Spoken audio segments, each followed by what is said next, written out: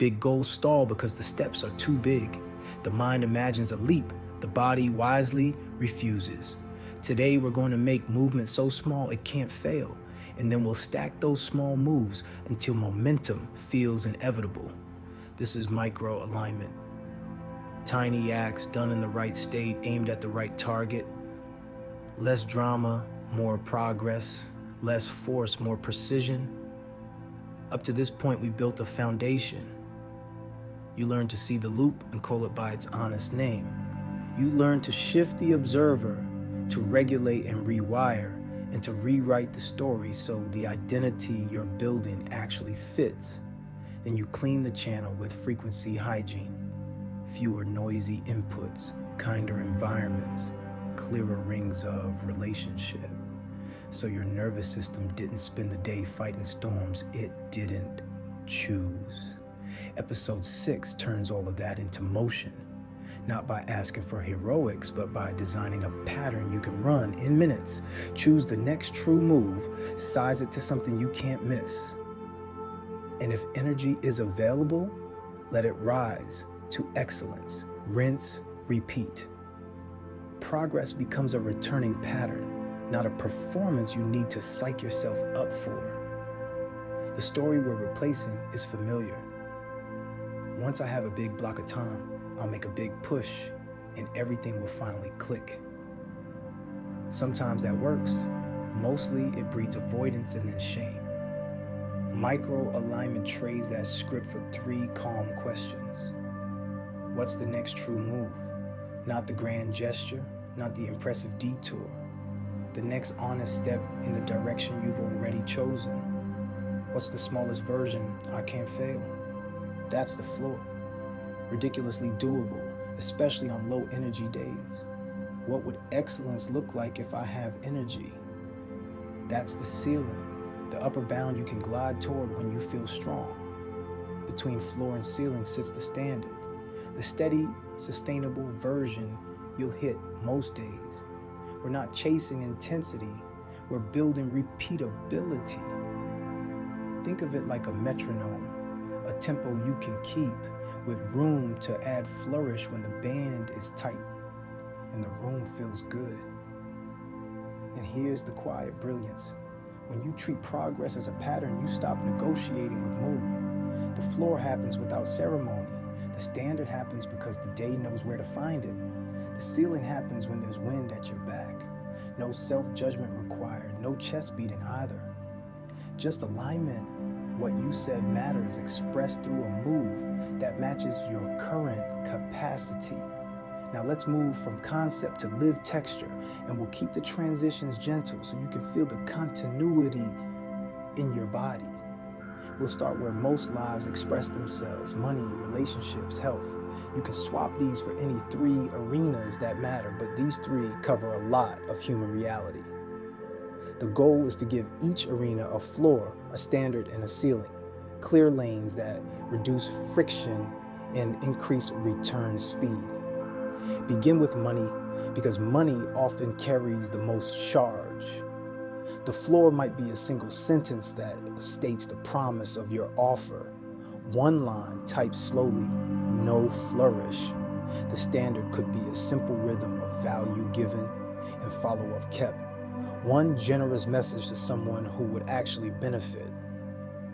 And 1 respectful nudge to someone you already serve. The ceiling is what happens when you feel strong. A clear offer sent, the follow-up honored, and a direct ask for a referral. Still human, still specific, still calm. Move to relationships with the same clarity. The floor is a sincere thinking of you message. Short, honest, no performative gloss. The standard deepens that moment. A check-in that asks a real question, plus 1 thoughtful engagement with the other person's work. Because attention is a form of love. The ceiling adds a helpful introduction between 2 people who should know each other. You become a bridge, and bridges strengthen communities. In health, let the body win early.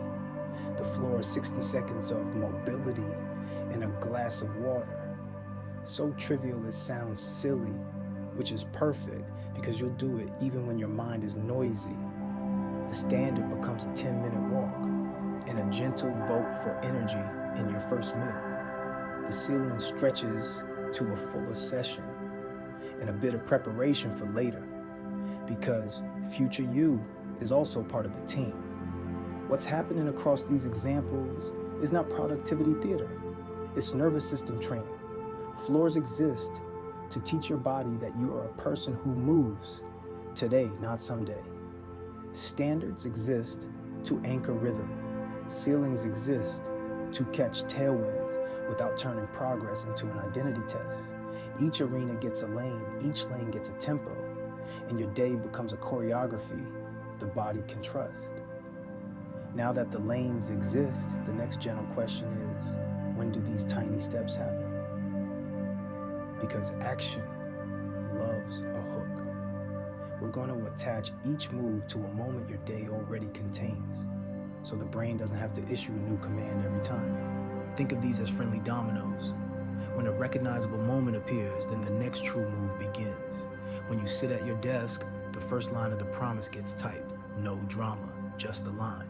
When lunch ends, the check-in flows, because that's what lunches end with around here. When shoes go on at the end of the day, the body steps outside for 10 minutes, because that's how this story moves forward. You're not bargaining with willpower, you're leveraging context. These cues matter because they reduce the cognitive tax. Decisions cost energy, triggers prepay the toll, and consistent triggers create a warm familiarity. Your body recognizes the choreography and meets you halfway.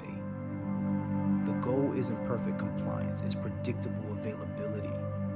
You will miss sometimes, adults do, but because the move is small and the trigger is real, you miss less often, you return more quickly, and you suffer less narrative around the miss. That is worth more than the perfect week you'll never repeat. Once the day has a few hooks, you'll want a way to notice what actually happened without turning your life into a spreadsheet. This part is about proof without pressure. Simple, human, fast. At the end of the day, scan the 3 arenas and register what occurred. Floor, standard, or ceiling. No star charts, no confetti cannons, just a clear acknowledgement of which lane you ran. Then one short sentence that links action to state, because I feel. That's all. The point isn't to capture data for its own sake. The point is to make the pattern visible, because visible patterns are easier to repeat and easier to improve. Something subtle happens when you keep a ledger this small. Your brain stops waiting for a parade to believe you. It sees evidence of movement every day, and the story it tells about you updates accordingly. Shame loses its favorite argument, which is that nothing's happening. Plenty is happening, quietly, steadily, in ways you can show yourself without theatrics. Let me give you a story so you can feel the texture of this in motion. Call it the stalled launch. The old approach was perfectly human. Wait for a heroic block of time, fantasize about redesigning the entire funnel. Dodge the work because the block never arrives, and end the week with a simmering ache. Label behind that ache isn't laziness, it's missized steps. Here's how micro-alignment shifted the week, not with a pep talk, but with the smallest honest choreography. Money got a floor that felt almost insulting in its simplicity. One sentence that states the offer's promise. The standard was a single value message, something genuinely useful with no ask attached, and one clean follow-up to a person already in the conversation.